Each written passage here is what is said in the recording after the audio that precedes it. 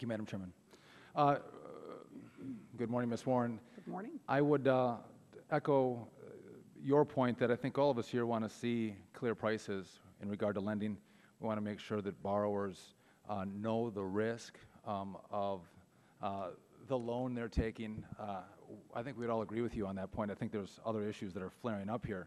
And I don't want to beat a dead horse, but I want to go back over again what your role is here with the CFPB. You know, would you, I mean, you said you're a political appointee, but would you also agree that you are kind of the acting director of this organization?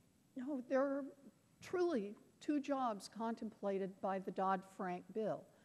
One is that there will be a director, and that process is the president will nominate someone, the Senate will confirm. The other is that it's perfectly clear in the Dodd-Frank bill that someone has to get this agency up and running. That is charged to the Secretary of the Treasury, and he has and that's why I'm asking the question, because as the acting director, because it's one of these situations where if it walks like a duck, and it quacks like a duck, and it looks like a duck, it's a duck. And you're hiring the staff. You have a welcome video on the website. Your schedule is on the website. And though you might say that you work for the Treasury Secretary, I think anyone who looks at what's happening here, they would agree that you're behaving as if you're the acting secretary. And I think that's the concern here. And I think we come back to this point of we want to see confirmation from the Senate of our acting director. And back to one of your original points, you said, you know what, this agency provides a voice for the American people. I look at this Congress, we are the voice of the American people. And when we don't have any oversight of what you're doing, I see that as incredibly problematic. I guess I would ask your comment on that. All right, thank you. You know, I appreciate your interest in what's happening during this period between the time that the President signed the bill into law and the time that this agency receives its transferred authorities under the statute.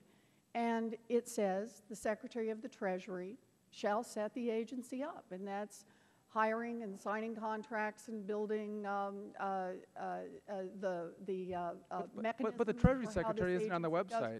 His schedule's not on the website, it's you. And the Secretary of the Treasury, who is responsible for many things, delegates to other people. And he has delegated to me, he has asked me to come in and spend my time doing this. And I will say, Congressman, it has been a 14-hour-a-day, 7-day. I agree about 14-hour days. I know exactly what you're talking about. But I was talking about, are you acting as the director? Not are you the director? Have you been confirmed?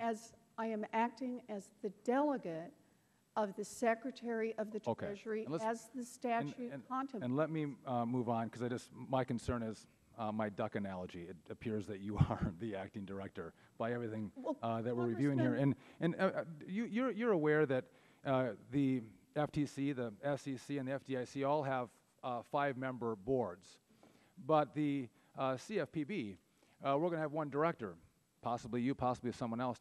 I guess that gives me some concern that we're consolidating power in one person and instead of a board. Does that give you any pause or concern? Well, there are two models in government. The Office of the Comptroller of the Currency and the Office of Thrift Supervision, the primary prudential regulators, the safety and soundness regulators that we were talking about earlier, have a single director. And I think the reason for that is the belief that Congress had that having a single director, when you've got someone who's doing banking regulation, makes for a more efficient operation. But listen, I mean, the FDIC, the SEC, and the FTC are involved in some very important areas, and they're 5-member boards. And they worked well, right? They certainly are involved in many things. They are not banking examiners. Would you be opposed? Would you be opposed to a 5-member board? And they do not run a banking staff. You know, would you be opposed to a 5-member board? What I will say is that this was fully debated. Let me ask you this: are you opposed to a 5-member board? Congress made the decision. Are you? I'm not asking about Congress. I'm asking: are you opposed to a 5-member board? I think when Congress made that decision, it was the right decision. So you would say, yeah, you are opposed to a 5-member board. You think a one-person director. When Congress made the decision to have one regulator. That leads me to my next point. I think it was wise. I think you've seen a concern here with my colleagues that there is with what you're doing in regard to consumer protection, could trump safety and soundness.